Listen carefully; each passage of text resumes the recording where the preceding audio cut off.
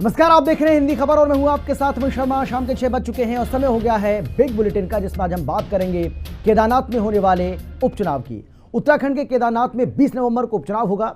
नतीजे 23 नवंबर को आएंगे। उपचुनाव से पहले मुख्यमंत्री पुष्कर सिंह धामी ने केदार घाटी की जनता के लिए बड़ी सौगातें की हैं, या यूं कह लीजिए कि न केवल बड़ी सौगातें दी हैं बल्कि सौगातों की बौछार कर दी है। पहले 39 सौगातों के बाद सोमवार को एक बार फिर से घोषणाओं की बौछार कर दी और करीब 8 करोड़ की लागत से सड़कें बनाई जाएंगी। मुख्यमंत्री धामी का यह कहना है कि केदार घाटी में आई आपदा के बाद खराब हुई सड़कों को बनवा रहे हैं, मगर कांग्रेस इसे केदारनाथ उपचुनाव से जोड़ रही है। और उसका यह कहना है कि बद्रीनाथ में झटका लगने के बाद बीजेपी फूंक फूंक कर कदम रख रही है और यही वजह है कि मुख्यमंत्री एक के बाद एक ताबड़तोड़ घोषणा कर रहे हैं। हालांकि अब घोषणा नहीं हो पाएगी, जैसा कि आप सभी जानते हैं चुनावी तारीख का ऐलान हो चुका है। यहाँ पर 20 तारीख को वोट डाले जाएंगे और 23 तारीख को नतीजे हम सबके सामने होंगे। मैं बात नवंबर की कर रहा हूँ, यानी कि इसका मतलब यह हुआ कि चुनावी तारीखों के ऐलान के साथ ही कोड ऑफ कंडक्ट जो है वो लग चुका है। इसके बाद अब कोई नई घोषणा यहाँ नहीं हो सकती है, लेकिन कांग्रेस इसे मुद्दा बना रही है। पहले एक रिपोर्ट आपको हम दिखाते हैं, देखिए सर।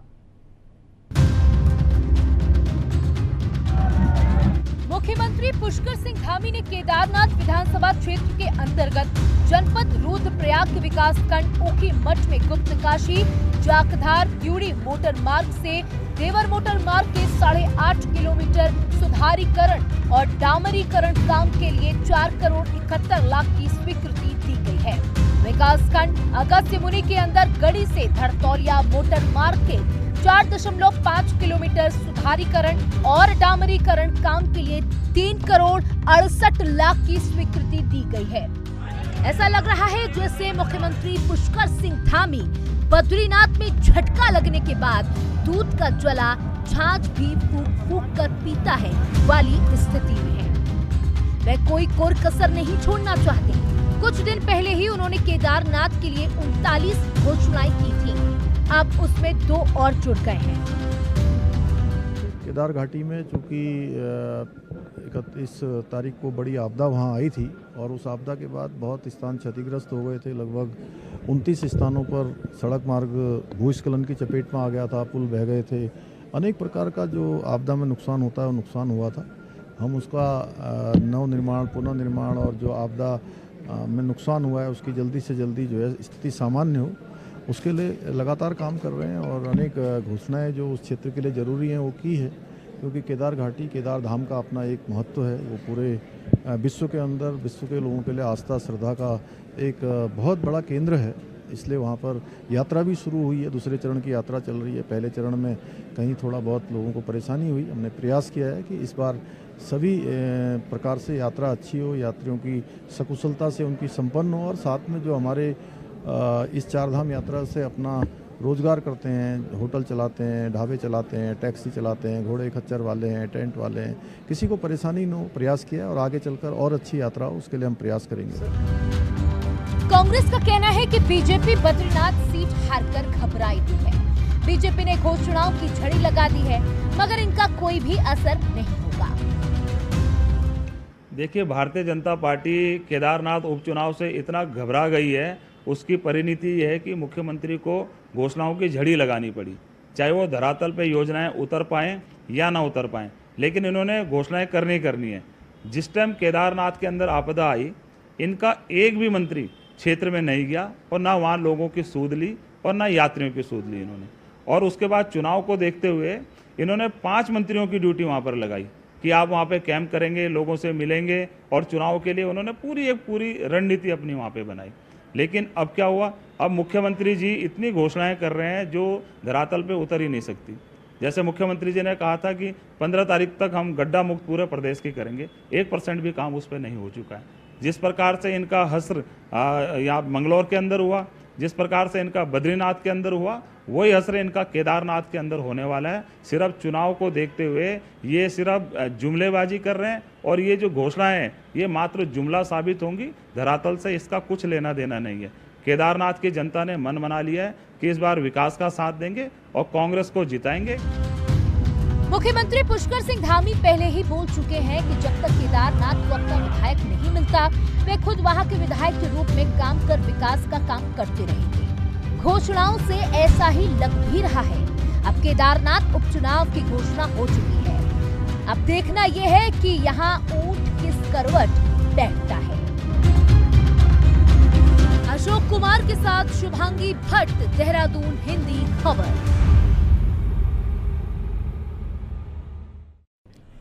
और अब तो चुनावी तारीखों का ऐलान भी हो चुका है और दोनों पार्टियों की ओर से अपनी अपनी जीत का दावा भी ठोका जा रहा है, लेकिन बड़ा सवाल है कि आखिर किसके दावे में है कितना दम। चलिए चर्चा करेंगे, लेकिन कौन कौन खास मेहमान हमारे साथ मौजूद हैं, सबसे पहले उनसे आपका हम परिचय कराते हैं। हमारे साथ हनी पाठक जी हैं, जो कि प्रदेश प्रवक्ता हैं बीजेपी की, बहुत स्वागत है आपका।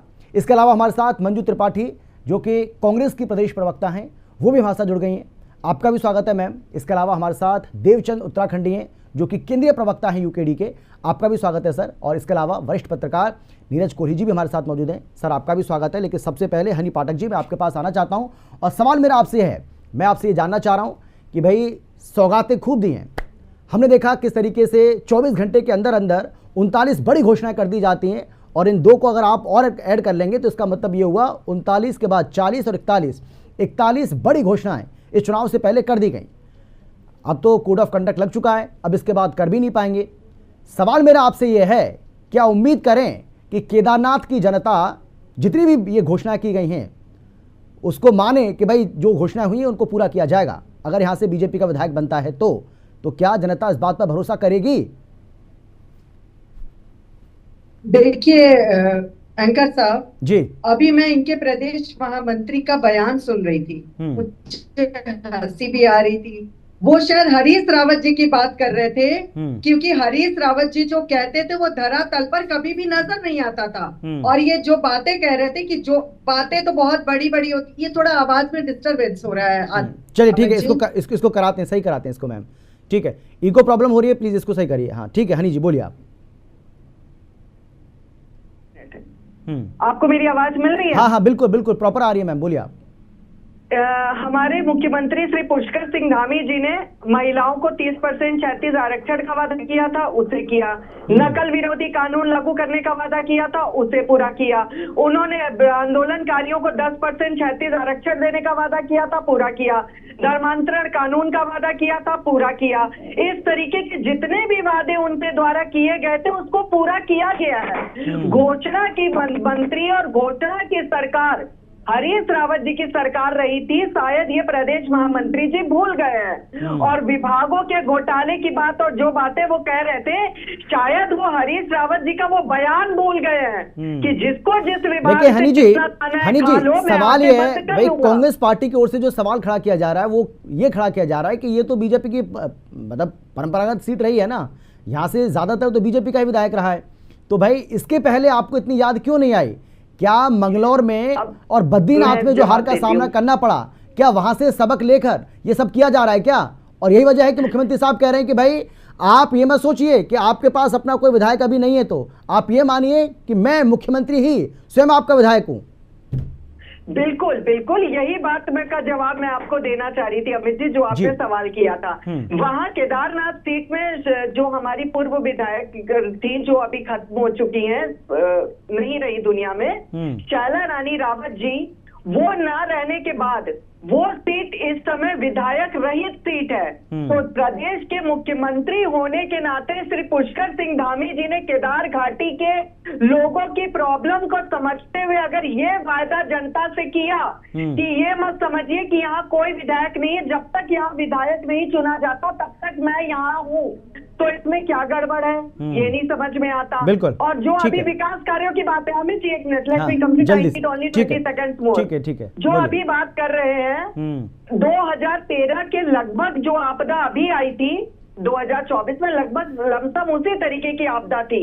उसमें कितने मार्ग टूटे, कितने मार्ग का चौड़ीकरण होना जरूरी रहा, कितने मार्गों के कारण लोगों को आवाजाही में दिक्कत का सामना करना पड़ा। तो इनको पेट में दर्द किस चीज का है कि यात्रियों को किसी भी प्रकार की परेशानी का सामना ना करना पड़े, उसका निराकरण अगर मुख्यमंत्री जी कर रहे हैं तो निश्चित तौर पर इनके पेट में दर्द होना लाजमी है। ठीक है, क्योंकि ठीक है, बिल्कुल। चलिए जवाब ले लेते हैं मंजू जी, अगर मुख्यमंत्री साहब की ओर से या सरकार की ओर से केदारनाथ के लिए इतनी बड़ी सौगातें दी जा रही हैं, तो भाई कांग्रेस पार्टी को इसमें क्या दिक्कत है? आपको तो स्वागत करना चाहिए कि अच्छी बात है भाई चलो हम तो कह रहे हैं कि चुनाव को, नहीं मेरी बात सुनिए ना, मैं तो कह रहा हूं कि चलिए चुनाव को देखते हुए ये ऐलान किए जा रहे हैं, लेकिन भाई जो ऐलान हो रहे हैं वो तो जनता को ध्यान में रखते हुए हो रहे हैं ना, केदारनाथ के विकास के लिए हो रहे हैं।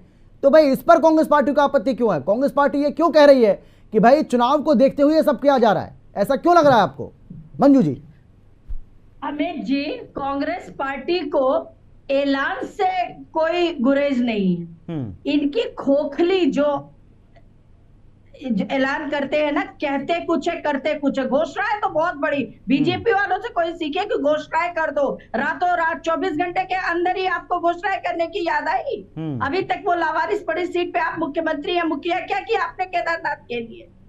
जो है पूर्व विधायक स्वर्गीय सैलारानी दीदी थी, जो है उनके जाने के बाद आपको सुध नहीं आई। आनंद फानन में आपने 24 घंटे के अंदर, वही है ना कि उपचुनाव से, देखिए अपने टर्न पे मैं बोल रही हूँ, उपचुनाव में आप हार गए दोनों सीट, मंगलौर और बद्रीनाथ। आऊंगा मैं अनिल जी आऊंगा, वो अपनी बात पूरी कर ले। दूध का जला हुआ मट्ठा फूक फूक के पिताजी उन्होंने कहा कि नहीं नहीं, अरे अब ऐसा नहीं होना चाहिए, नहीं मेरी थू थू हो जाएगी।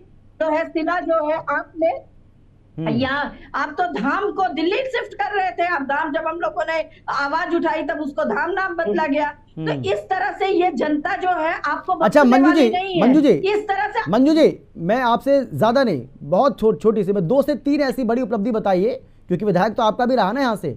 कुछ याद है आपको कि आपका कांग्रेस पार्टी का जब भी यहाँ से विधायक रहा उसने कौन से ऐसे 2-3 बड़े काम कर दिए? अगर याद है तो प्लीज बता दीजिए।